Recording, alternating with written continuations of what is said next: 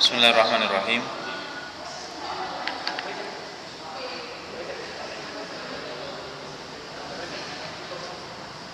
Assalamualaikum warahmatullahi wabarakatuh.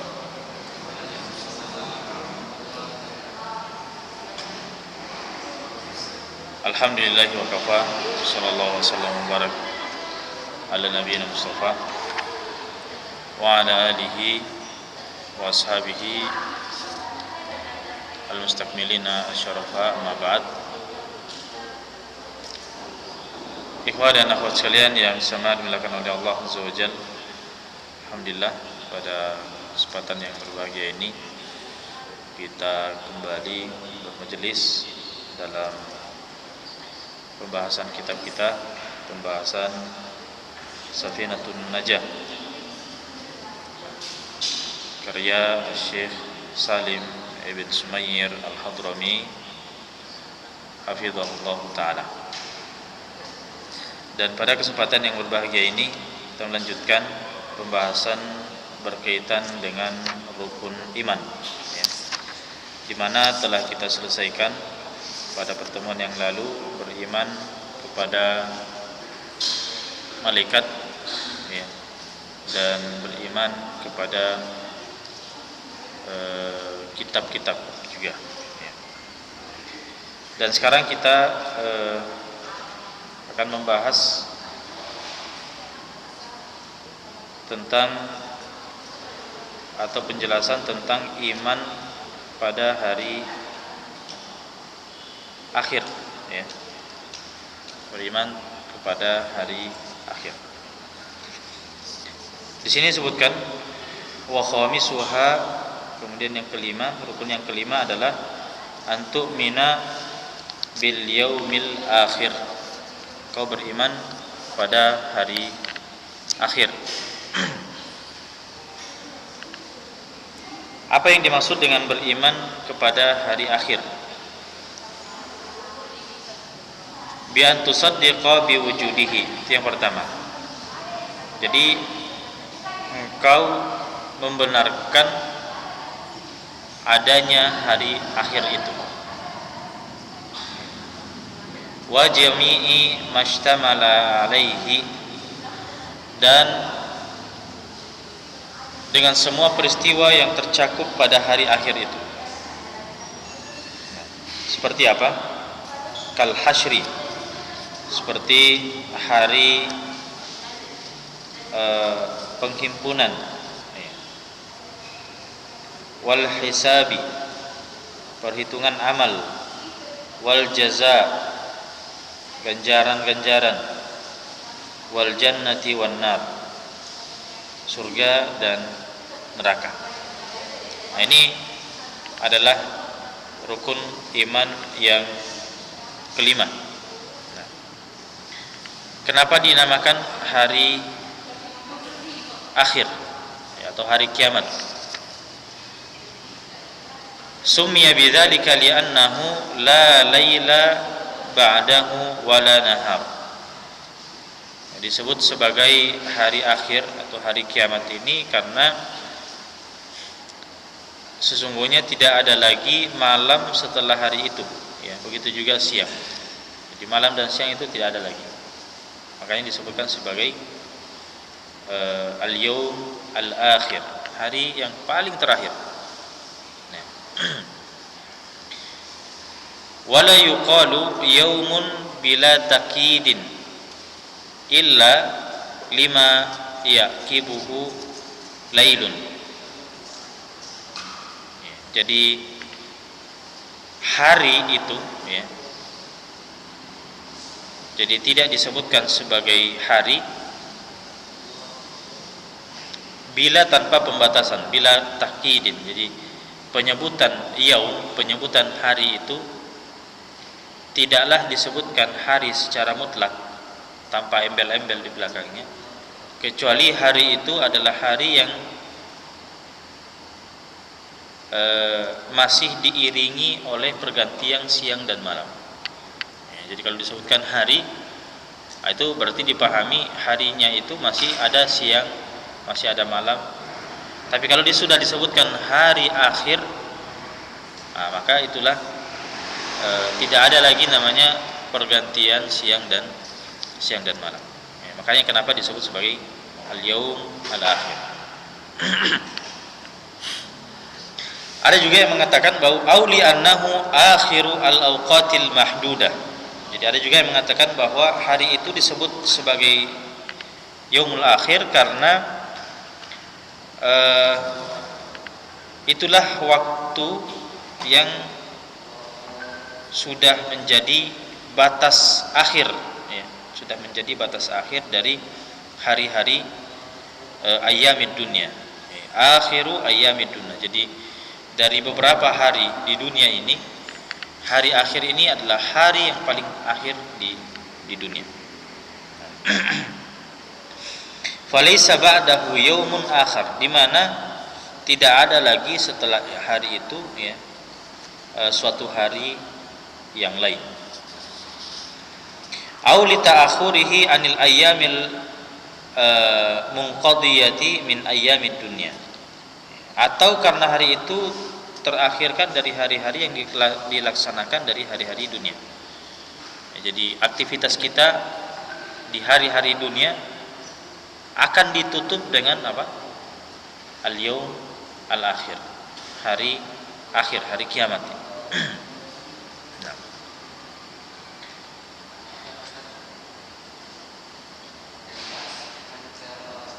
Ya.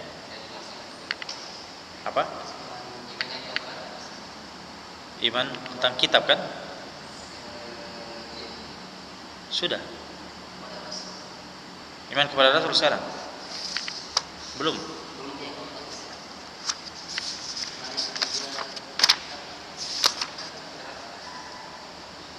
Oh iya, terakhir. Saya.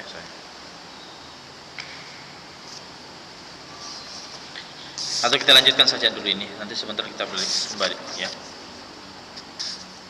Baik.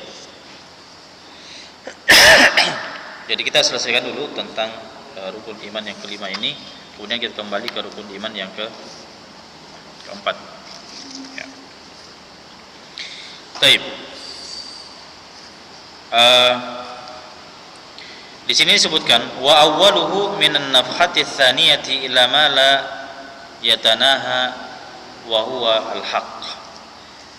Nah, kapan waktu pertama daripada hari akhir itu, atau permulaan daripada hari akhir, ya, karena namanya hari-hari tetap ada namanya permulaan, ada namanya akhir. Jadi satu hari itu ada permulaan, ada akhir. Nah, kalau hari-hari biasa permulaannya apa?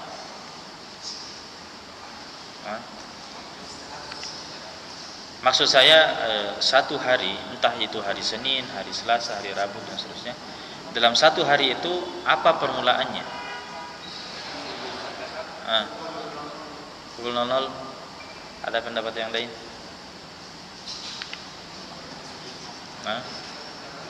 Kalau di dalam Islam, hari itu dimulai sejak terbenamnya matahari. Ya. Misalnya sekarang hari Senin, ya. Masuknya hari Selasa kapan? Ketika terbenam matahari. Ya.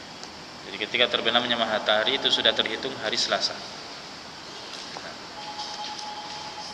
Dan berakhirnya hari, ya, sama. Jadi sesaat sebelum terbenam matahari. Ketika sudah terbenam, maka setelah masuk hari berikutnya. Di dalam Islam seperti itu. Makanya hukum-hukum itu berkaitan dengan itu. Misalnya apa? Misalnya nanti antum Idul Kurban, ya. Di Idul Kurban ini, ikhwas sekalian, ini saya baru teringat ini. Berapa pekan lagi kurban?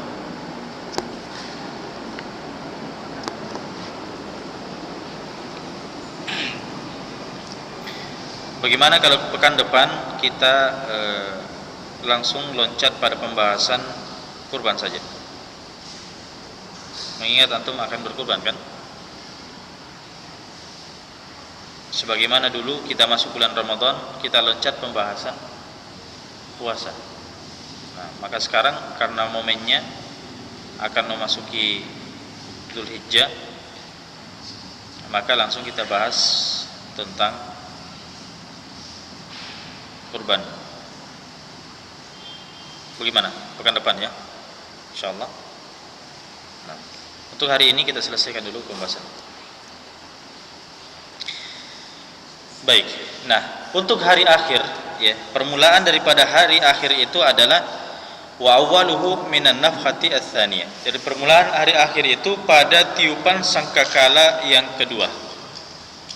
Disitulah dimulai hari akhir itu. Kapan batasnya? Ya, batasnya kapan? Ila ma la yatanaha wa huwa al-haq. Ya, dan di sini sebutkan sampai masa yang tidak terbatas. Jadi tidak ada lagi batasnya. Jadi dia hanya ada permulaan, dan kapan batasnya tidak ada. Ya, sudah kekal di situ. Dia ada hari terakhir, tidak ada lagi hari setelahnya, dan tidak ada lagi juga pergantian siang dan malam. Yang jelasnya dia sudah terhitung hari akhir.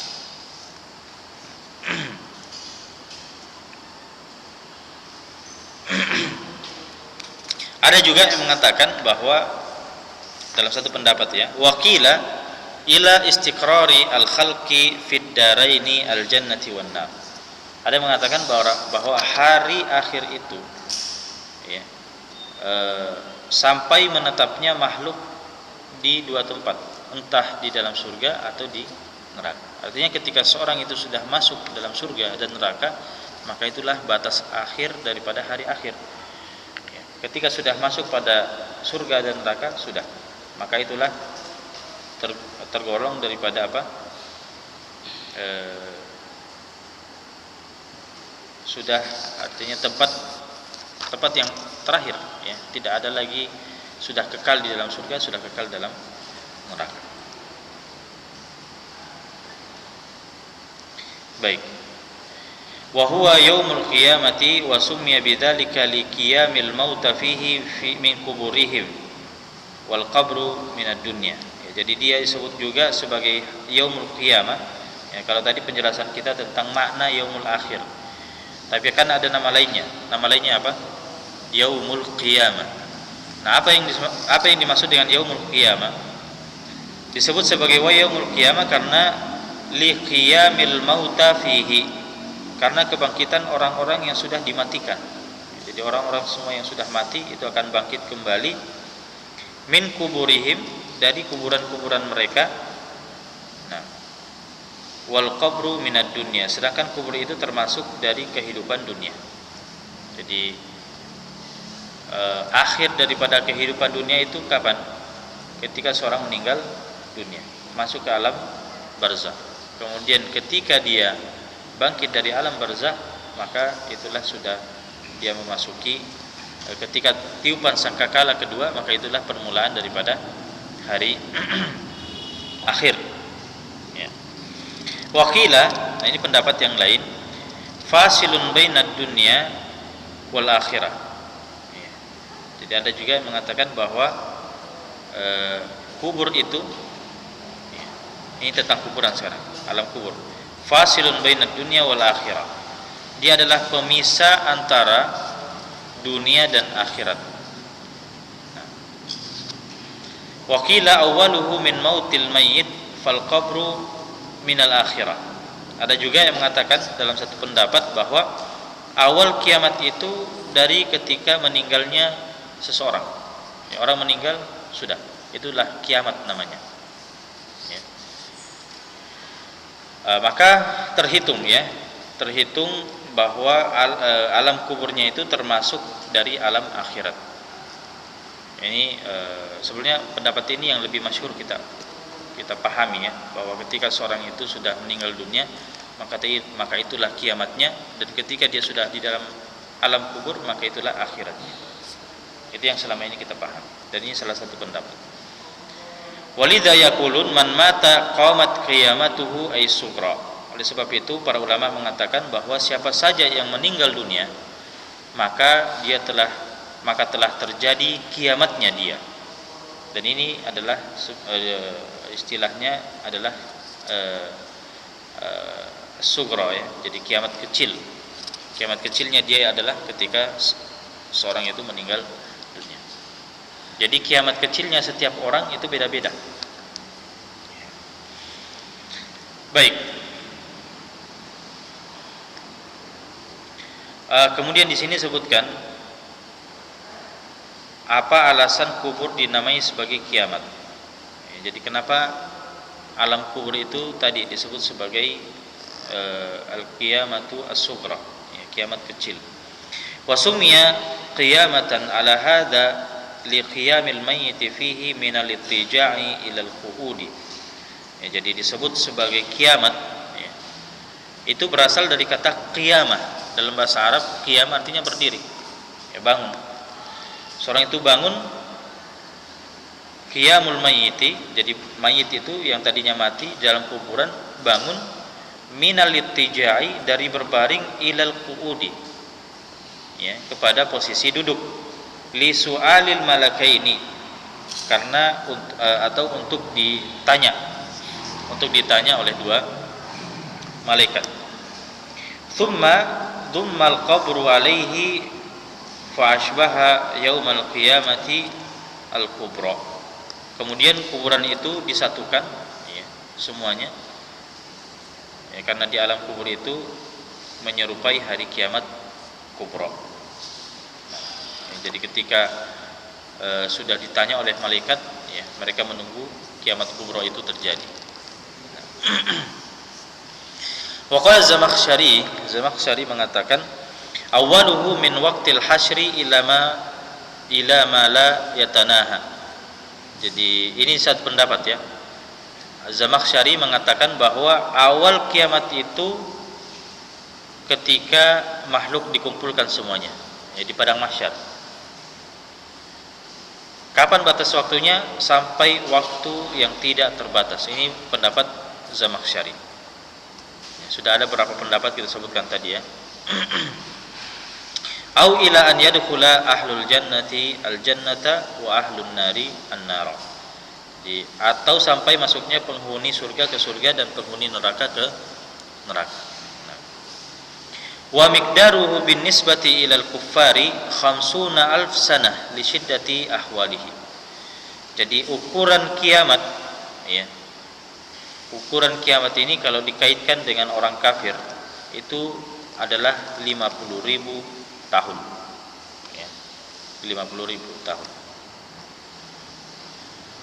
Nah, li syiddati ahwalihi, karena memang keadaannya yang sangat dahsyat pada saat itu.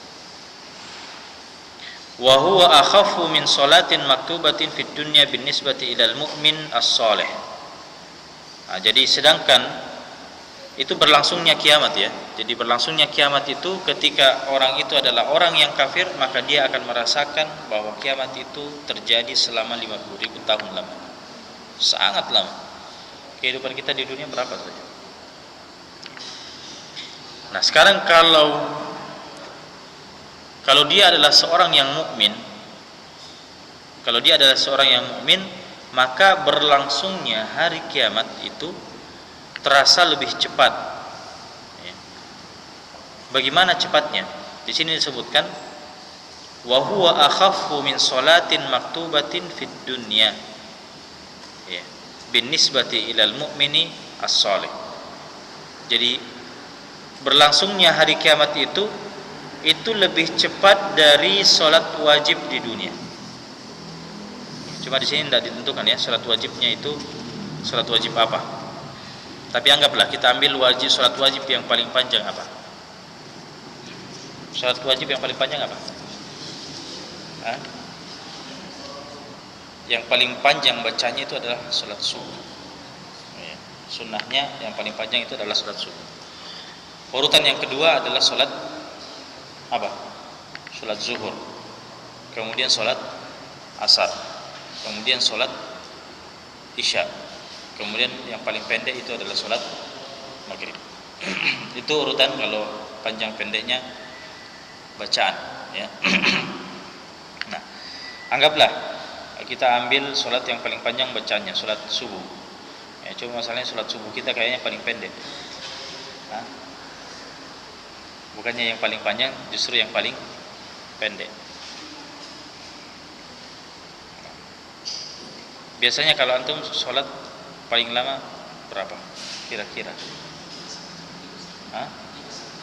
5-7 menit. Itu sholat apa? Sholat 4 rakaat ya? Sholat yang 4 rakaat.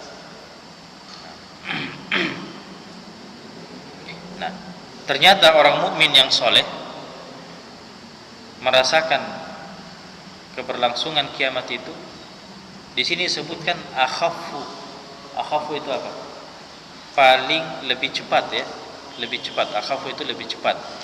Jadi kalau tadi disebutkan sholatnya itu bisa sampai 5-7 menit, nah, ternyata di sini kalau disebutkan akhafu berarti lebih cepat lagi, lebih cepat lagi terjadinya kiamat itu. Nah,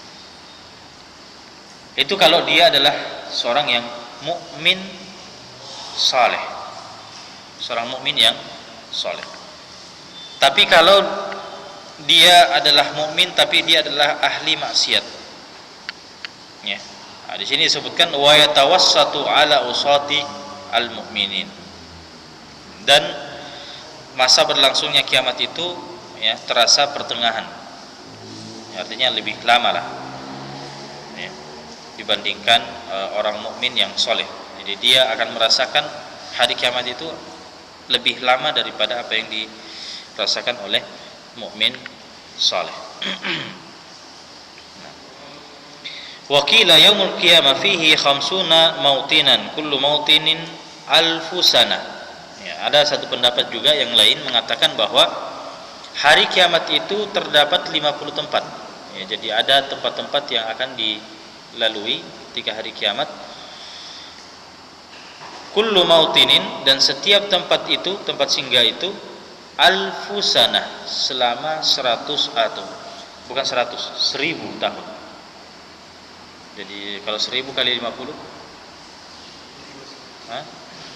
50.000 tahun. Sama dengan yang pertama tadi ya, saya sebutkan. Nah. Ya. Nah, maka kita ikhwas sekalian ya, nasallallahu taala an yukhaffifahu alaina bimannihi wa fadlihi. Nah. Jadi kita memohon kepada Allah Subhanahu wa taala agar meringankan kepada kita nanti ya hari kiamat ini. Baik. Adapun urutan peristiwa yang dialami manusia setelah hari kiamat, ya, ada beberapa urutan. Kalau di dalam kitab Ghayatul Muna disebutkan, ini salah satu syarah Safinatun Najah juga disebutkan bahwa urutan peristiwanya pertama adalah dibangkitkan, kemudian yang kedua berkumpul di padang mahsyar, kemudian yang ketiga adalah menghadap Allah, keempat adalah amal-amal perbuatan diperlihatkan, kemudian kelima adalah terbang dan dibagikannya catatan amal. Catatan amal itu ada yang berterbangan, ada yang dibagikan, ada yang diberikan tangan kanannya, ada yang diberikan tangan kirinya. Kemudian yang keenam adalah pengambilan amalan catatan itu, ya, catatan amalan itu. Kemudian yang ketujuh adalah pertanyaan, ya, ditanya. Kemudian yang kesembilan adalah al-mizan, ditimbang amalannya. Kemudian yang kesembilan adalah as-sirat, ya, yaitu titian. Ya, yang lolos di titian itulah yang masuk ke dalam surga. Sedang yang tidak lolos atau yang jatuh, maka itulah yang masuk dalam neraka. Sedangkan sirat sendiri itu lebih lebih tajam dari pedang, lebih tipis daripada rambut. Baik. Nah, itu berkaitan dengan hari kiamat ya. Adapun yang keenam berkaitan dengan takdir, kita tunda dulu. Kita kembali kepada beriman kepada para utusan Allah, yaitu para rasul. Itu rukun iman yang keempat ya. Wa rabi'uha an tu'mina bi rusulihi wa hum afdalu ibadallahi. Rukun yang keempat adalah engkau harus beriman kepada para utusannya, para rasulnya, bahwa mereka adalah seutama-utama hamba Allah Subhanahu wa taala. Allah Subhanahu wa taala berfirman, "Wa kullan faddalna 'alal 'alamin." Masing-masing kami berikan derajatnya di atas umat, di atas alam semesta ini. Nah, maka maksud daripada beriman kepada Rasul di sini bi anta taqida anna Allah Taala arsala lil haqqi rusulan. Yang pertama, bahwa kita meyakini Allah Subhanahu wa taala mengutus kepada makhluk para rasul. Para rasul ini sekalian adalah manusia, adalah manusia yang diutus oleh Allah Subhanahu wa taala, di mana Allah Subhanahu wa taala tidak membiarkan manusia itu begitu saja, ya. Tapi diutus kepada mereka rasul, tempat mereka belajar, ya, akan berikan penjelasan, ya, atas Al-Quran yang diturunkan. Rijalan, yang pertama, mereka berjenis kelamin laki-laki, ya. Para rasul ini. Pertanyaan, adakah rasul dari kalangan wanita? Tidak ada. Ada sebagian ulama yang berpendapat bahwa ada rasul dari kalangan wanita, tapi pendapat ahli hadis mengatakan bahwa tidak ada. Dan jumlah, berapa jumlah daripada rasul itu sekalian?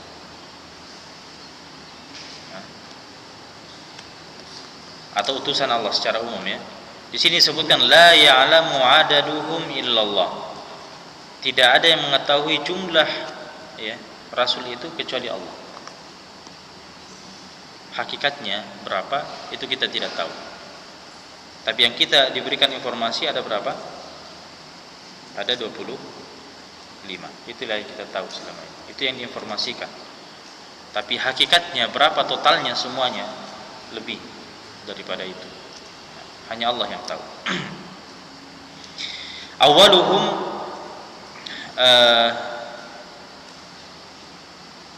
bijasadihi Adam wa khatimuhum wa afdaluhum sayyiduna Muhammadun sallallahu alaihi wasallam.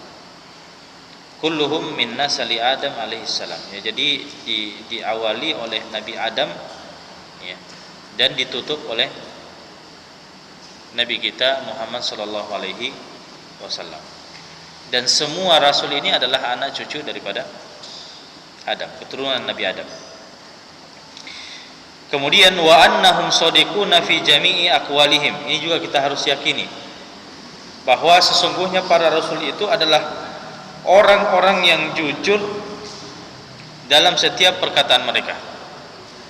Ya, artinya tidak ada rasul yang berdusta. Kalau ada rasul yang berdusta, maka itu bukan rasul namanya. Karena sifat dasar, sifat wajib daripada seorang rasul adalah apa? Adalah shadiq atau siddiq, jujur. Fi jami'i aqwalihim fi da'war risalah, atas pengakuan mereka terhadap kerasulan. Jadi ketika mereka mengaku sebagai rasul, mereka tidak berdusta. Wa fi ma ballaghuhu 'anillahi ta'ala, dan apa-apa yang mereka sampaikan dari Allah Subhanahu wa taala berupa wahyu. Ya. Karena dalam Al-Qur'an disebutkan wa ma yantiqu 'anil hawa in huwa illa wahyun yuha. Kemudian wa annahum ma'sumuna minal wuqu'i fi muharramin aw makruh. Dan para rasul itu juga adalah terjaga, terpelihara dan dari terjerumus dalam perkara-perkara yang haram atau yang makruh. Jadi para rasul itu tidak terjatuh dalam perbuatan-perbuatan haram dan perbuatan-perbuatan makruh. Jangankan haram, yang makruh saja tidak. Atau mungkin ada yang mengatakan, bagaimana dengan misalnya hukum yang dijelaskan oleh para ulama bahwa perbuatan itu adalah makruh, tapi Nabi SAW melakukan. Misalnya apa? Nabi SAW dinukil bahwa beliau melarang minum berdiri, benar? Tapi beliau di beberapa keadaan beliau ternyata minum berdiri. Nah sekarang bagaimana kita pahami? Kalau dia adalah larangan, maka hukum asal larangan adalah apa? Haram kan? Tidak boleh kan? Nah sekarang ketika Nabi SAW melakukan sendiri gimana itu? Apakah beliau melakukan perbuatan yang haram? Melanggar perkataannya sendiri? Tidak. Kita katakan bahwa memang kalau ada larangan, hukum asalnya adalah haram. Tapi kalau dinukil bahwa Nabi SAW melakukannya, maka itu menunjukkan bahwa hal itu boleh. Ketika haram datang pembolehan, maka status haram tadi itu turun. Apakah langsung loncat ke status mubah? Tidak. Dia berada di posisi apa? Makruh. Dia berada di posisi makruh. Maka minum berdiri hukumnya boleh tapi makruh. Itulah disimpulkan. Boleh tapi makruh. Karena al-jawaz, kebolehan itu tidak keluar dari apa? Tidak keluar daripada wajib, sunnah, mubah, termasuk makruh. Itu semua al-jawaz ya. Maka Nabi SAW tidak melakukan perbuatan yang haram dan makruh. Adapun kesimpulan hukum tadi hanya berlaku bagi umatnya dan tidak berlaku pada Nabi SAW. Mungkin ada yang mengatakan, kalau begitu Nabi SAW melakukan perbuatan yang makruh dong ya, karena tadi kan kita sudah berkesimpulan bahwa minum berdiri adalah makruh, adalah boleh tapi makruh kan. Nah pertanyaannya, berarti Nabi SAW melakukan perbuatan yang makruh? Kita katakan tidak. Nabi SAW tidak melakukan perbuatan makruh. Beliau melakukan hal itu menunjukkan kebolehannya, yang memindahkan status hukum tadi dari haram turun ke makruh. Dan pada diri Nabi SAW itu bukan terhitung sebagai makruh, itu terhitung sebagai, dan Nabi SAW melakukannya menunjukkan kebolehannya. Hanya saja kita umatnya ketika melakukan itu boleh ya, tapi karena ada dalil yang tegas melarang, maka dikompromikan dua dalil itu dan berkesimpulan boleh tapi makruh. Paham? Baik. Wa annahum muballighuna ma umiru, dan sungguhnya para rasul itu adalah menyampaikan perkara-perkara yang mereka diperintahkan untuk menyampaikan kepada makhluk. Nah, lil khalqi wa illam yakun ahkaman, meskipun bukan berupa hukum-hukum. Jadi para rasul itu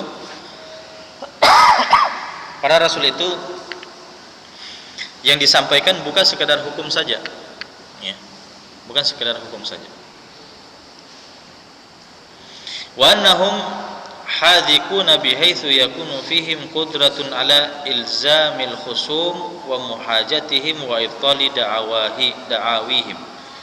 Nah, kemudian para rasul juga adalah orang-orang yang hadik ya, orang-orang yang cerdas ya. Bihaitsu yakunu fihim qudrah, di mana para rasul itu memiliki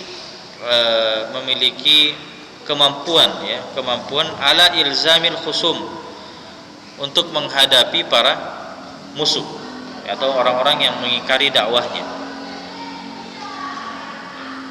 Jadi salah satu sifat daripada para nabi itu adalah kuat menerima risalah dan kuat menghadapi cobaan-cobaan dalam dakwah. Termasuk ini, menghadapi orang-orang yang mengingkari dakwah. wa muhajatihim, ya, dan beradu argumentasi, muhajajah ya, muhajajah. Wa ibtali da'awihim, dan mematahkan pernyataan-pernyataan mereka, mematahkan argumen mereka. Nah, itulah keterampilan dasar daripada seorang nabi. Fahadis sifat al-arba'ah tajibu lil mursalin. Maka 4 sifat ini adalah sifat yang wajib bagi para rasul. Wajib di sini apa ya, Mas? Wajib hukum syar'i atau hukum akal? Antum sudah pelajari kan macam-macam hukum? Ada hukum syar'i, ada hukum kebiasaan, dan ada hukum akal. Nah, wajib di sini apa? Wajib di sini adalah hukum akal, bukan hukum syar'i. Ya, hukum akal. Artinya secara akal tidak mungkin 4 sifat ini tidak ada dalam diri seorang nabi. Itu maksudnya. Nah, itu yang disebut sebagai rasul. Apa bedanya dengan nabi?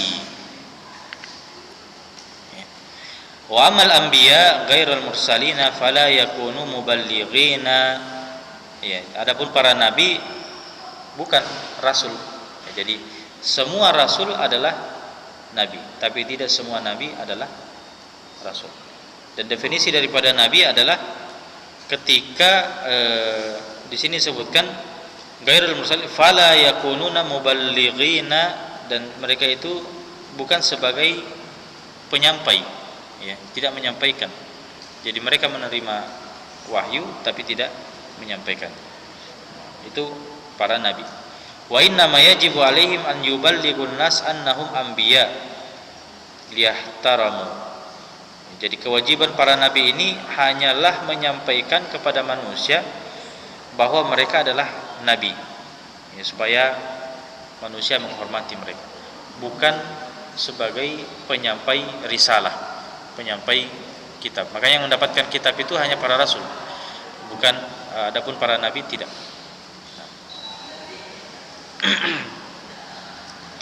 Kemudian jumlah mereka para nabi itu was-sahih fihim al-imsaku an hasrihim fi adad. Ya, jadi pendapat yang benar berkaitan dengan para nabi dan rasul ini adalah tidak membatasi berapa jumlah mereka. Itu hakikatnya kita tidak tahu berapa jumlah nabi dan rasul. Yang kita bisa yang kita bisa batasi hanya yang ditetapkan saja, hanya yang disampaikan saja. Ya, ada 25 orang nabi.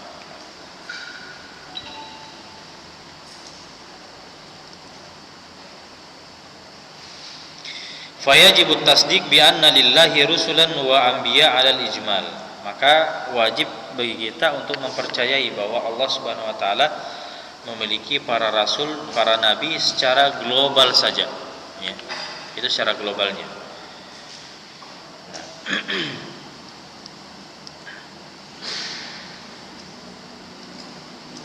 Adapun ya yang disebutkan nama-namanya secara khusus, maka itulah yang kita imani secara khusus.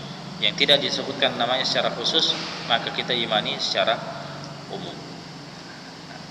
Di sini disebutkan yajibu 'alal mu'min an ya'lama wa yu'allima sibyanahu wa nisa'ahu, nah, wa khadamahu asma ar-rusul al-madhkurina fil Qur'an. Jadi setelah kita imani, kita juga wajib untuk apa? Wajib untuk mengetahui dan memberitahu atau mengajarkan anak-anak, istri-istri, dan ya orang-orang yang di bawah tanggungan kita. Apa yang diberitahukan kepada mereka, apa yang diajarkan kepada mereka? Nama-nama rasul ini. Jadi nama-nama rasul yang disebutkan dalam Al-Quran itu perlu diajarkan kepada anak-anak, kepada keluarga, supaya apa? Mereka mengimani secara khusus. Karena ini yang diminta untuk diimani secara khusus, yang disebutkan dalam Al-Quran secara jelas. Adapun yang jumlahnya kita tidak tahu itu berapa, itu yang diperintahkan adalah mengimani secara umum. Sama ketika kita membahas tentang beriman kepada malaikat, kan gitu. Kita mengimani malaikat itu secara umum, banyak malaikat itu, tidak tahu jumlahnya berapa. Tapi yang disebutkan nama-namanya secara khusus, maka itulah yang kita dituntut untuk kemudian mengimani secara khusus.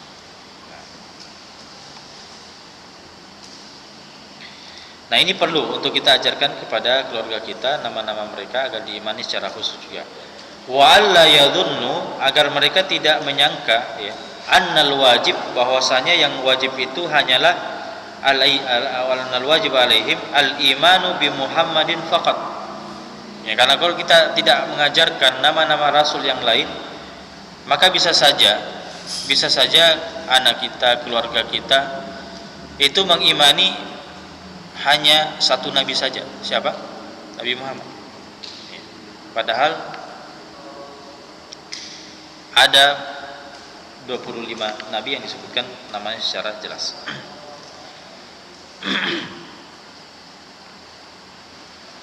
Baik.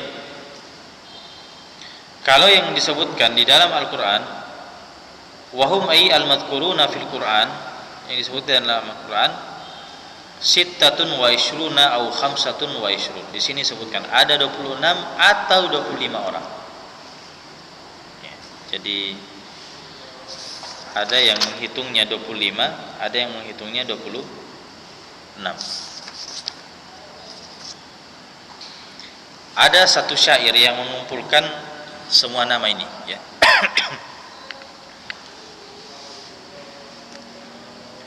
Asma'un rusulin bi Qur'ani alaika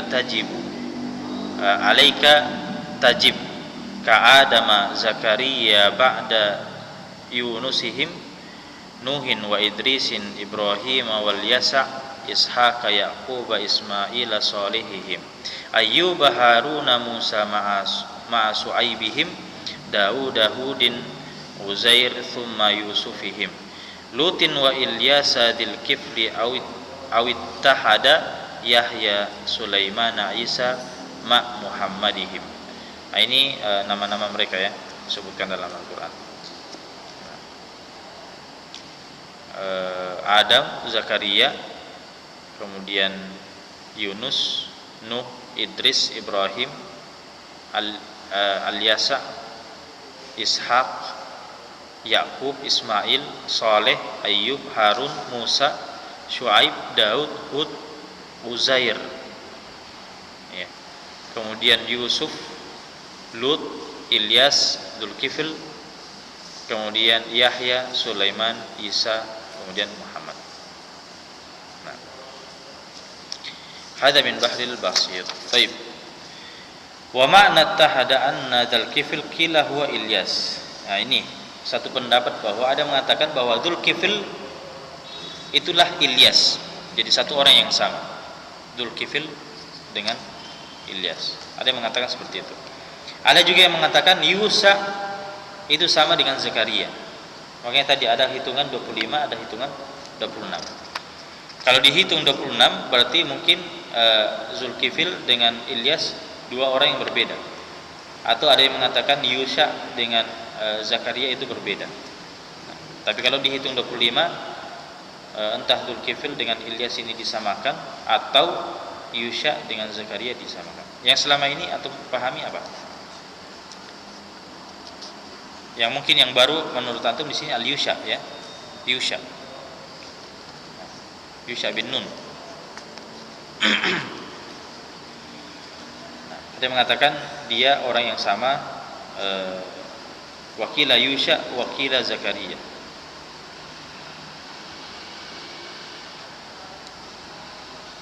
Nah, di Dzulkifl di sini ada yang mengatakan dia adalah Ilyas, ada yang mengatakan Yusha, ada yang mengatakan Zakaria.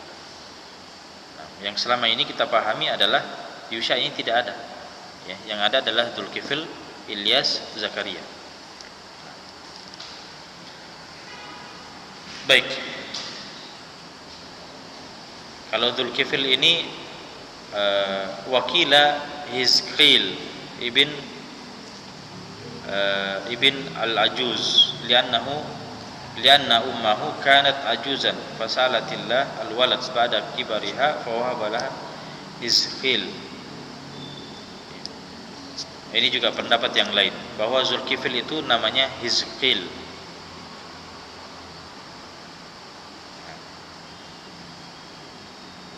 Ada juga yang mengatakan bahwa Zulkifil ini adalah Bishr ibn Ayyub. Bishr ibn Ayyub. Bishr ibn Ayyub ini artinya anaknya Nabi Ayyub, Bishr. Ada yang mengatakan bahwa itulah Zulkifil.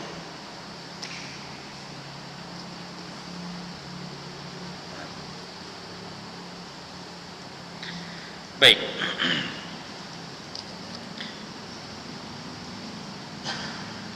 Kemudian wa ulul azmi minhum khamsatun. Dari 25 itu ikhwas sekalian, yang paling afdal dari antara 25 nabi itu siapa? Ada 5 ulul azmi. Ada 5 ulul azmi.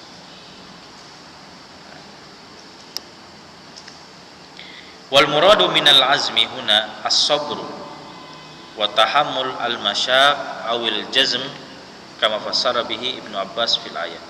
Jadi kenapa disebut sebagai ulul azmi? Ya, mungkin selama ini kita dengar ulul azmi. Apa kenapa disebut sebagai ulul azmi? Ada yang pernah dengar?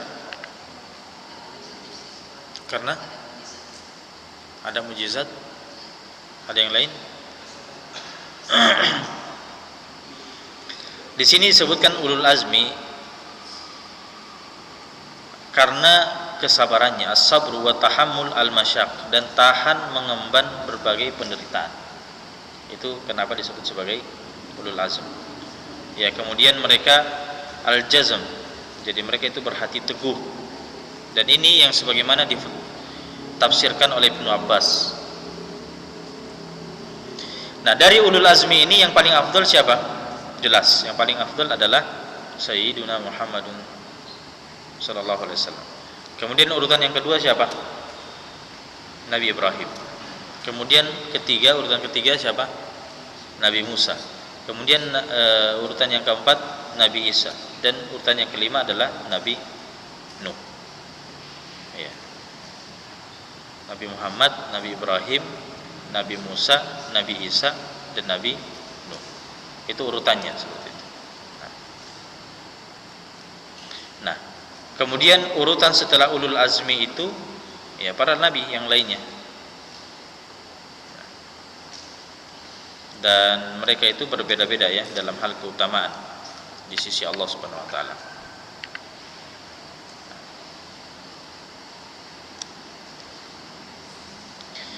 Tapi kalau diurutkan nabi-nabi setelah ulul azmi itu, siapa yang paling afdal?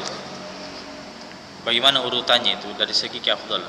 Maka kita katakan kita tidak bisa ya menentukan keutamaan mereka satu persatu. Kenapa? Karena memang tidak ada riwayat secara khusus. Jadi kita katakan saja setelah ulul azmi adalah nabi secara umum. Dan kita tidak menentukan urutan yang pertama setelah ulul azmi, kedua, ketiga, keempat. Baik.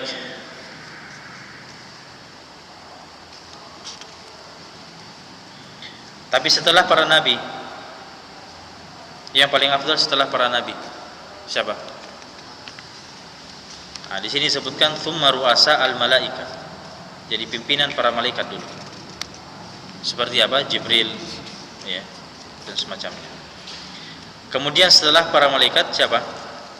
Barulah manusia secara umum. Barulah manusia secara umum. Dan manusia secara umum ini yang paling afdal apa? Abu Bakar ya. Khulafa al-arba ya, jadi 4 khalifah dulu ya, Abu Bakar, kemudian Umar, kemudian siapa? Utsman, kemudian Ali. Setelah itu adalah al-asyar al-mubasyirina bil jannah, 10 sahabat dijamin surga ya. Sebenarnya 4 orang itu sudah masuk, jadi sisa 6 yang lainnya. Baik. Nah, setelah para 10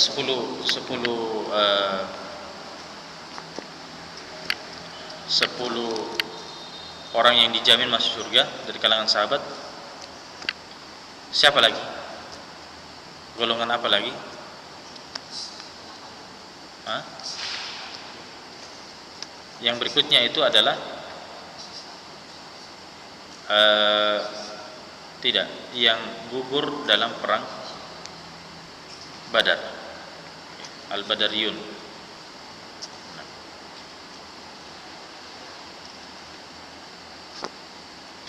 Baik.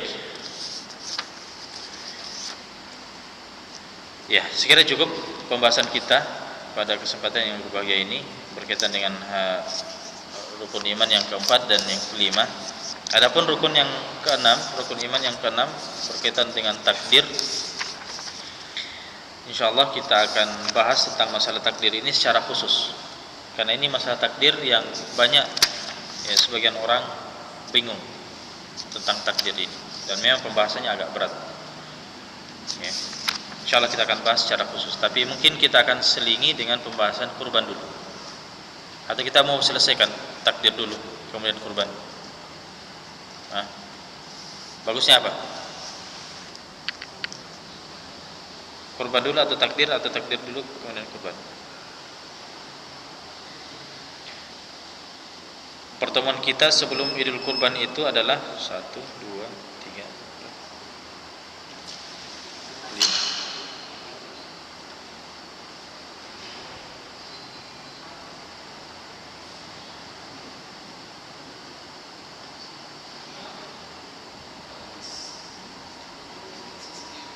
Sisa berapa?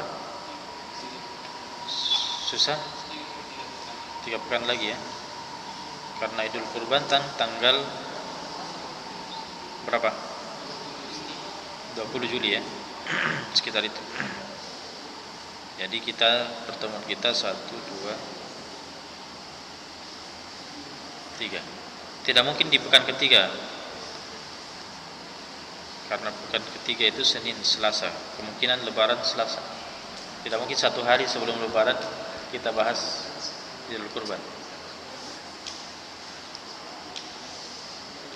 Jadi kalau begitu kita bahas saja pekan depan insyaallah Idul Kurban ya. Jadi kita mungkin bahas 2 kali pertemuan kurbannya itu. Kemudian kita bahas masalah takdir. Baik, barakallahu fikum wa jazakumullahu khairan. Sekira cukup pembahasan kita pada kesempatan yang berbahagia ini, dan mungkin ada yang ingin didiskusikan, kami persilakan. Betul?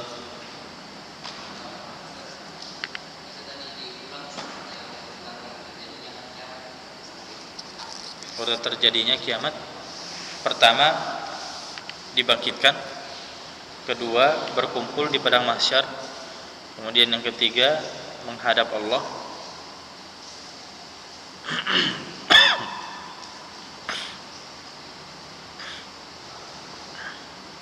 yang keempat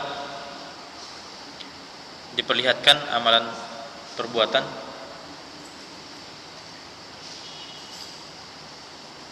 kemudian yang kelima dibagikannya catatan amal, yang keenam, yang kelima ini maksudnya dibagikan itu yang berterbangan itu ya, berterbangan catatan amalnya. Kemudian yang keenam adalah pengambilan catatan amal. Jadi dia mengambil catatan amalnya itu sendiri. Hah? Yang keenam pengambilan catatan amal. Yang ketujuh hisab atau pertanyaan. Yang kedelapan al-mizan, timbangan.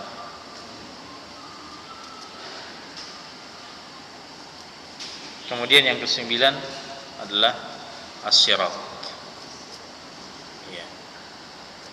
Ya, setelah sirat ya surga dan neraka 10. Nah. Ada yang lain?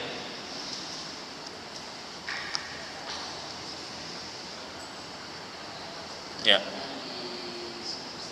Apa pertanyaannya?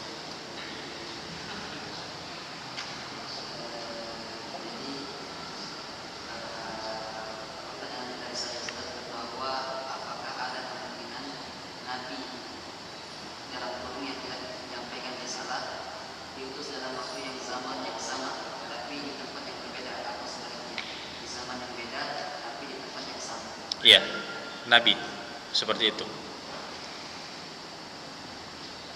Jadi para nabi itu ada yang diutus, jangankan para nabi, para rasul pun seperti itu. Ya. Para rasul-rasul ada yang diutus berdua dalam satu zaman, dan diutus berdua di dalam waktu yang sama, tapi di tempat yang berbeda. Jadi itu rasul ya, itu rasul seperti itu, apalagi para nabi.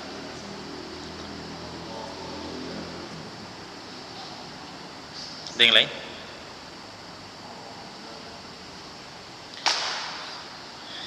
Ya.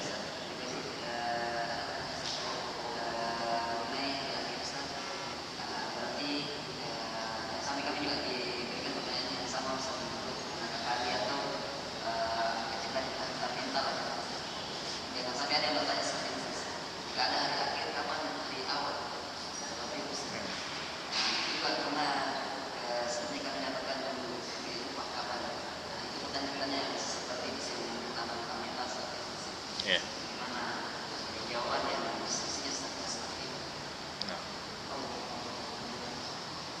Kapan hari awal?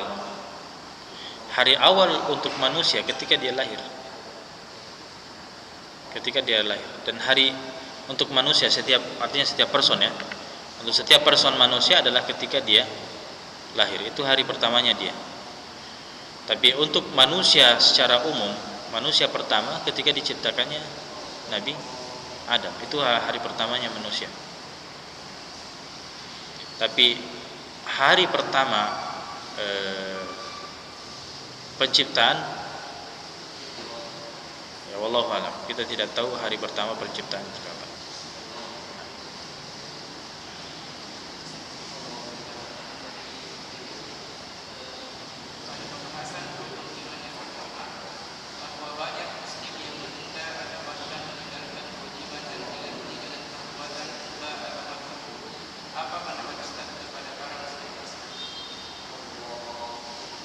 Coba diulangi.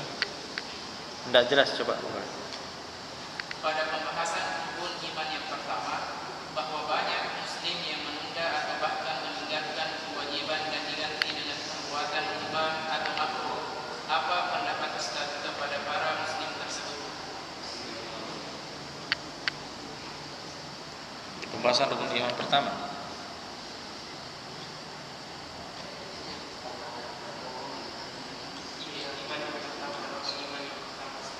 Berarti sudah beberapa pertemuan yang lalu. Saya tidak tahu apa saya sampaikan waktu itu berkaitan tentang masalah ini.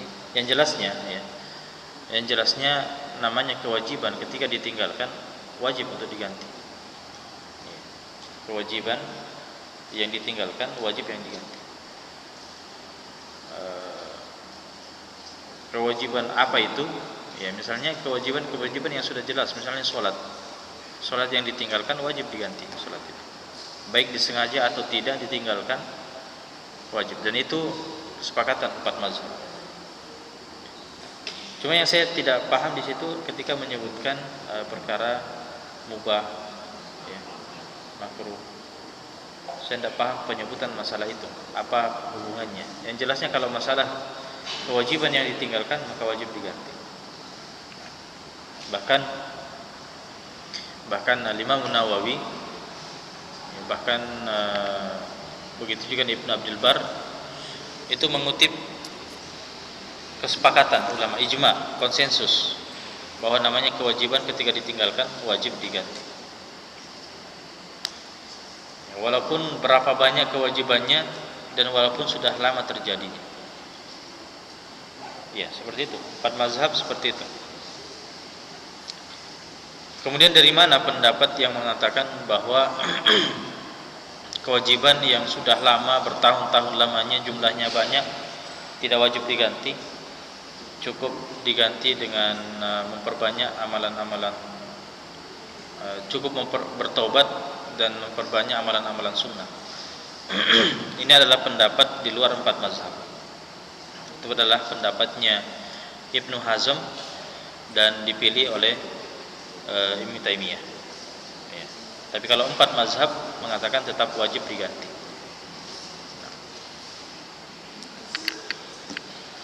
Taib, masih ada? Sebelum saya tutup, apa itu? Kami mau bertanya soal memakai gelang karet kemudian ini puasa Daud, ini puasa Daud. Memakai gelang karet.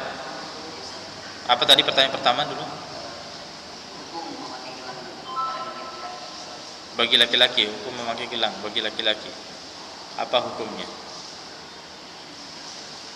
Tergantung motifnya. Kalau motifnya misalnya dia adalah obat, ya, karena ada ya obat yang atau gelang atau rantai atau apa yang terbuat dari magnet, ya, memperlancar darah, itu boleh ubah.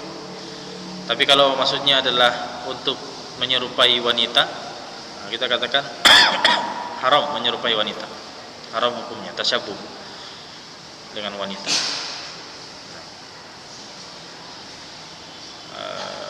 Tapi kalau misalnya hukumnya adalah dipakai-pakai saja, ya, tanpa ada motif tertentu,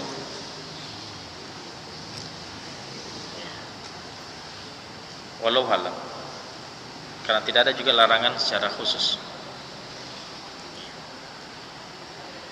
Ya, hanya saja mungkin ketika dipandang itu adalah hal yang kurang layak, ya, maka secara adat istiadat itu kurang layak. Artinya menurunkan muruah seseorang. Beda kalau jam tangan memang ada fungsinya, ya, fungsinya secara khusus jam tangan. Atau jangan-jangan dia cuma menyimpan karetnya saja di tangannya supaya tidak hilang. Jadi ada beberapa motif dan setiap motif itu kadang berbeda-beda hukumnya. Tapi apakah ada larangan secara khusus? Tidak ada larangan secara khusus. Yang dikhawatirkan adalah ketika dia terjatuh dalam menyerupai wanita. Karena itu ya bisa dikatakan adalah salah satu ciri daripada wanita. Nah, maka dikhawatirkan itu. Nah, jadi sebaiknya ya hindari saja. Sebaiknya dihindari. Nah, sekira cukup ya. Barakallahu fikum wa jazakumullahu khairan wa sallallahu ala nabiyina Muhammadin wa ala alihi wasallam. Alhamdulillahirabbil alamin. Wassalamualaikum warahmatullahi wabarakatuh.